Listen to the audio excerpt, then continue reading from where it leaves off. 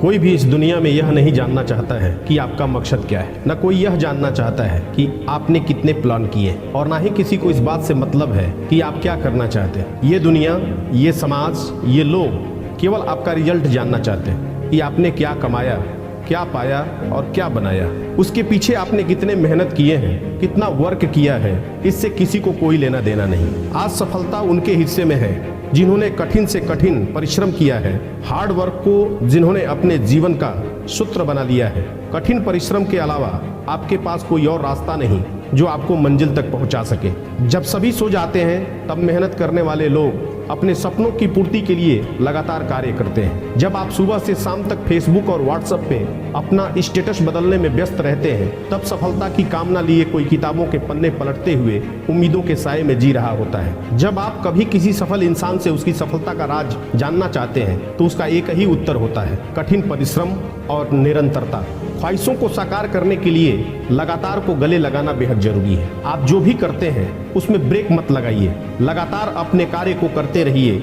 हम अक्सर कुछ दिन बहुत मेहनत करते हैं, खूब पढ़ाई करते हैं, खूब लगन के साथ मेहनत करते हैं और फिर कुछ दिन आराम करने लगते हैं, और यही आराम एक दिन हमारी असफलता का कारण बनता है। जब हम कोई भी कार्य लगातार करते हैं तो निश्चित ही हमारे अंदर विविधता और परिपक्वता का संचार होता है। सच्चाई तो यह है कि सफलता उनके कदमों में है जो अपने लक्ष्य के प्राप्ति के लिए निरंतर प्रयास कर रहे हैं। इसलिए तो कहते हैं कि जो निरंतर है वही सिकंदर है। एक कहानी हम और आप बचपन से सुनते आ रहे हैं, कछुए और खरगोश की। एक था कछुआ और एक था खरगोश। खरगोश को अपनी रफ्तार पर बड़ा घमंड था। उसने कछुए को एक दिन रेस के लिए चैलेंज किया। इस रेस को देखने के लिए जंगल के सारे जानवर इकट्ठा हुए और रेस प्रारंभ हुआ। दोनों ने दौड़ना आरंभ किया। देखते ही देखते खरगोश बहुत आगे निकल गया। उसे अपनी जीत पर पूरा भरोसा था। पीछे मुड़कर देखा, कछुए का कहीं अता पता नहीं था। खरगोश सोचा चलो थोड़ी देर आराम कर लेता हूँ। फिर वह आराम करने लगा और उसे ठंडी ठंडी हवाएं मिलने लगी और नींद आ गई। उधर कछुआ धीरे धीरे ही सही,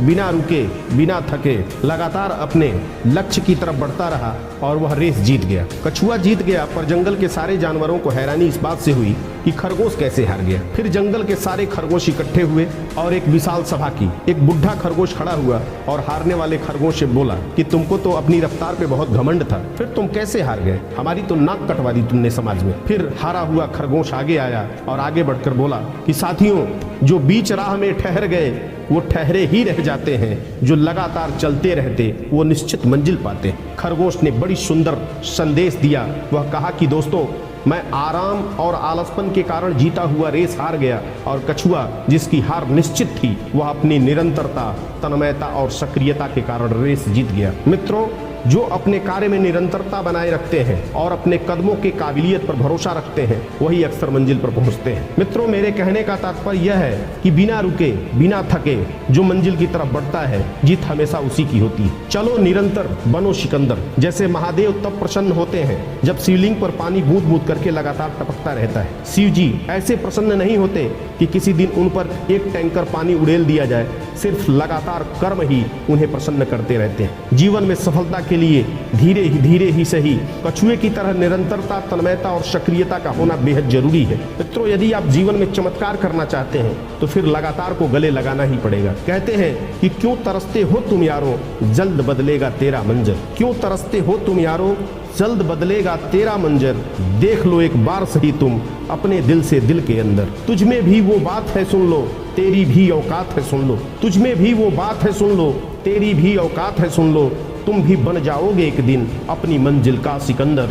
तुम भी बन जाओगे एक दिन अपनी मंजिल का सिकंदर। मित्रों, यदि यह वीडियो देखने के बाद आपके अंदर भी निरंतरता के भाव का आविर्भाव किया हो तो फिर आप मेरे इस YouTube चैनल को सब्सक्राइब जरूर करें।